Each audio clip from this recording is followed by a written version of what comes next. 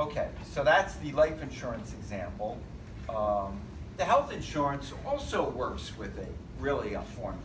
In other words, the HR people know that you have to be there 30 days before the benefits kick in, and what the copay is, what the insurance company pays, for different procedures, like in dental insurance, they'll always say, oh, the copay is $500 for that. Oh, the copay is $200 for that.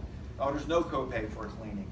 See, these are all just like rules for each of these benefit policies that they administer. Most of these plans have minimum participation requirements.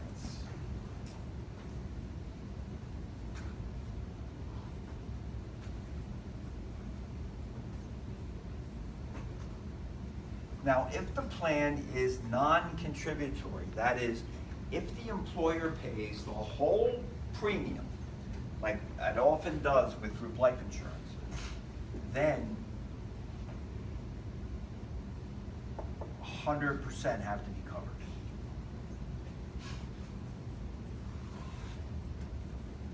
That's an IRS rule. The IRS is saying, you know what, if you're paying for the benefit, we don't want you just saying the executives are covered. We want everybody covered, okay? So if it's a non-contributory benefit, which means the employees do not contribute, 100% must be covered. 100% of the employees? Yeah. Okay. Okay? If it is contributory, then usually the participation requirement is 50 to 75%.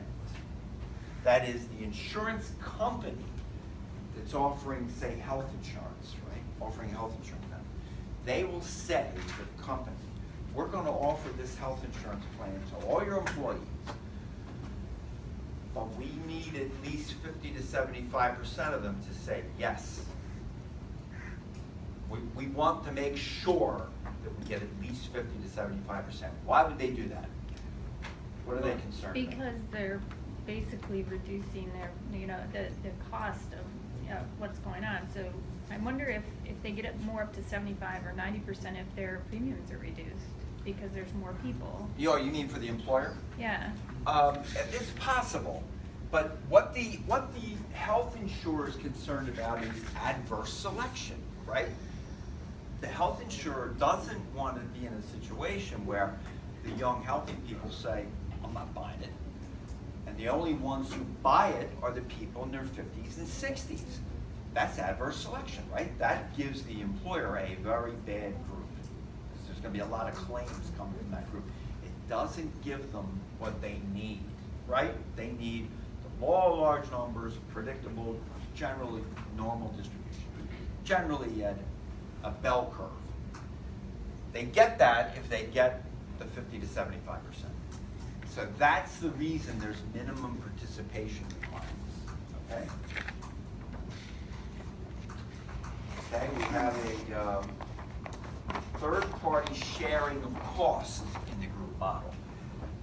This just means the employer is paying part of it.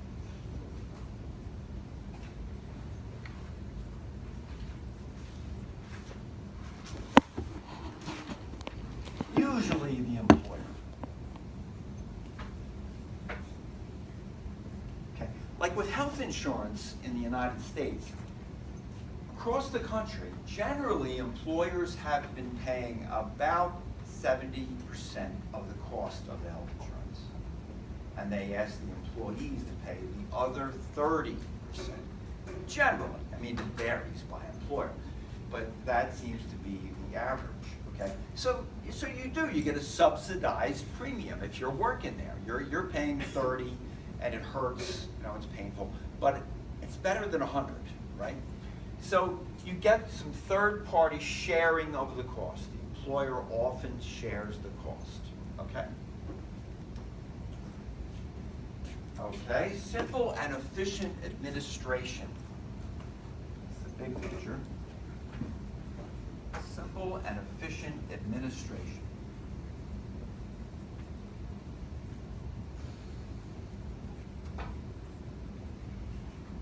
usually HR in the buyer company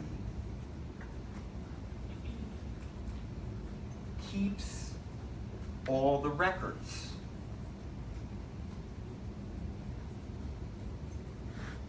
Right? I mean, just think about it. When you work and you're paying part of the health insurance premium, how are you paying it? Payroll deduction, right? Payroll function is usually in HR or might be in accounting. But payroll is automatically taking that money from you. They're automatically, of course, billing the company. And zip, they pay the premium to the health insurer. They're administering all the records. They're keeping the records that they're paying the health insurance premiums. What else do? They keep a record of all the employees. They have the record. HR has the record of who's enrolled in the group life insurance plan. So if they hear, hey, did you hear John Doe died yesterday, right? No, I didn't know that. John Doe's one of our employees. He died at home over the weekend.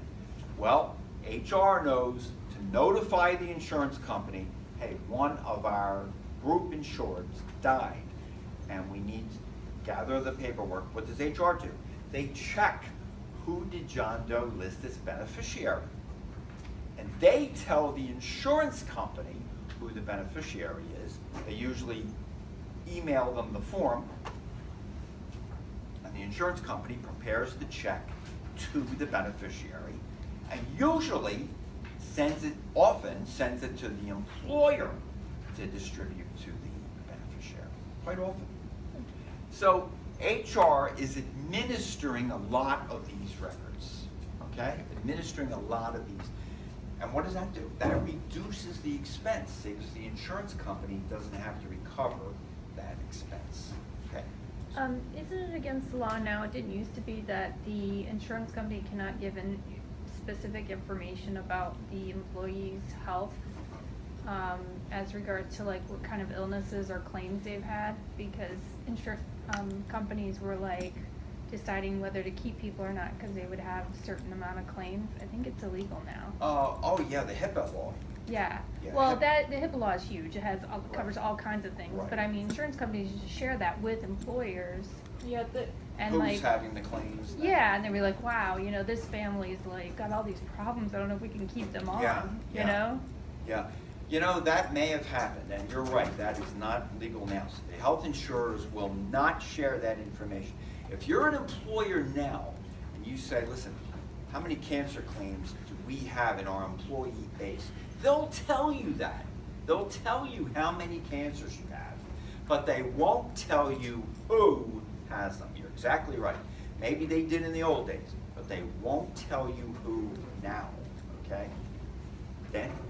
Question in regards to, at my office, we used to have a gentleman who was older and did have complications with his health.